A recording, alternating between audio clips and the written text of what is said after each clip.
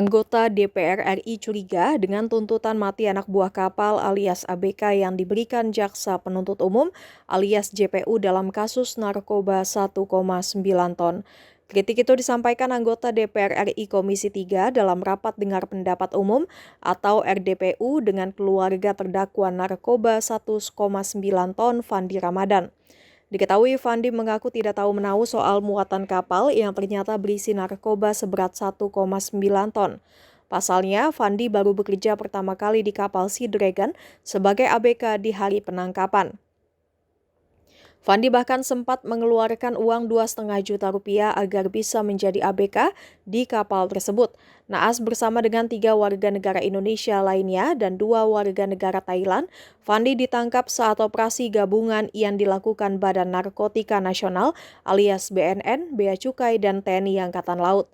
Terkait permasalahan tersebut, DPR RI pun mengundang keluarga terdakwa dan kuasa hukum untuk mendengar aduan kejanggalan proses hukum tersebut. Dalam RDPU, anggota Komisi 3 DPR RI Martin D. Tumbeleka pun memaparkan kecurigaannya dalam tuntutan mati yang didapat para ABK.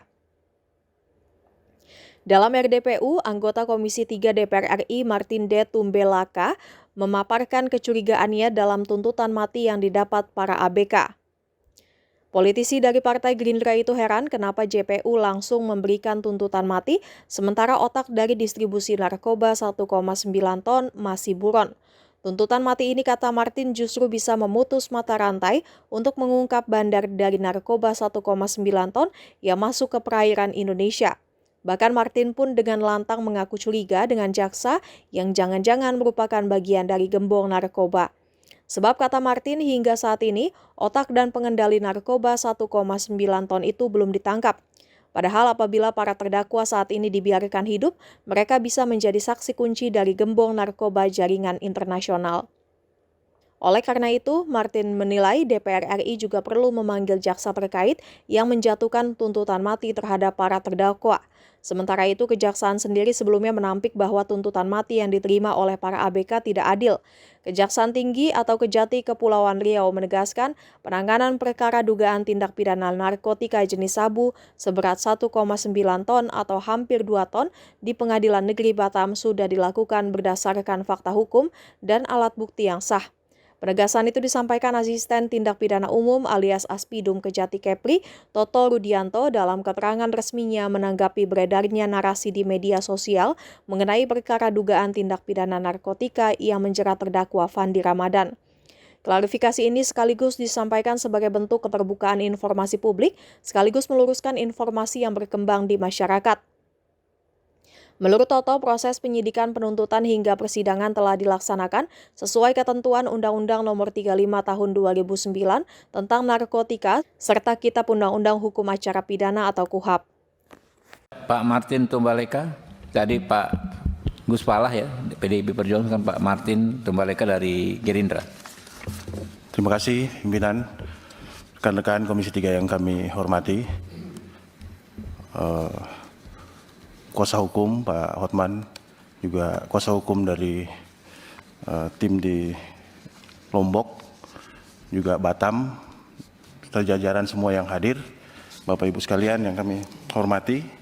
Tentu yang pertama kami untuk kuasa hukum yang dari Lombok, mungkin itu masukan tadi yang disampaikan, memang kami sepakat bahwa perlu kita mendengarkan ini dalam rapat ini, penyidik-penyidik JPU kita hadirkan di sini untuk mendengarkan apa sebetulnya yang dilakukan mereka di saat memeriksa kasus pembunuhan di Batam. Itu tentu kami sepakat, kami mendorong untuk supaya ada rapat selanjutnya hadirkan penyidik.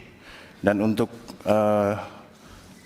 kuasa hukum dari saudara Fandi Ramadan, saya ini begini pimpinan, saya melihat justru malah ada apa yang terjadi di jaksa ini?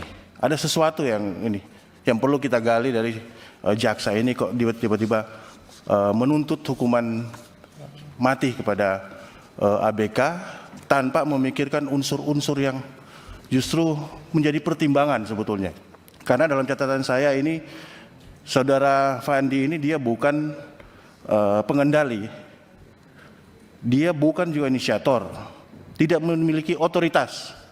Nah, kalau kita baca dalam dakwaannya itu, dakwaan dari narasi dakwaan yang disebutkan oleh jaksa, di situ dia tanpa memeriksa dan tidak menolak. Nah, sekarang pertanyaannya, Fandi ini apa dia punya kapasitas untuk menolak barang itu yang dimuat? Artinya ini hal-hal yang perlu dipertimbangkan sebetulnya oleh jaksa sebelum dia menjatuhkan hukuman mati. Nah, saya berpikir begini, justru malah saya bertanya-tanya ini, jangan-jangan jaksa ini bagian dari mereka.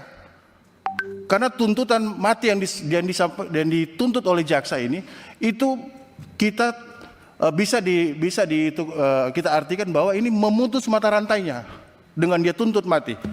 Sementara ada DPO, Mr. Tan dan Jack Tan itu yang masih belum ditangkap. Itu otak utamanya mereka belum ditemukan, malah ABK dituntut maksimal. Jadi pertanyaan kami di situ, kenapa mesti dituntut maksimal seorang ABK sementara ini otaknya belum ditemukan? Jangan-jangan dia bagian dari mereka untuk memutus mata rantai narkoba ini. Itu mungkin dari kami pimpinan, kami perlu menghadirkan mereka supaya ini APH-APH ini yang nakal-nakal ini supaya ditindak tegas, supaya institusi jaksa, kepolisian, mitra kami tetap namanya terjaga, tetap baik di masyarakat, kepercayaan masyarakat terhadap institusi ini tetap dijaga. Terima kasih pimpinan. Assalamualaikum warahmatullahi wabarakatuh. Waalaikumsalam. Lupa subscribe ya.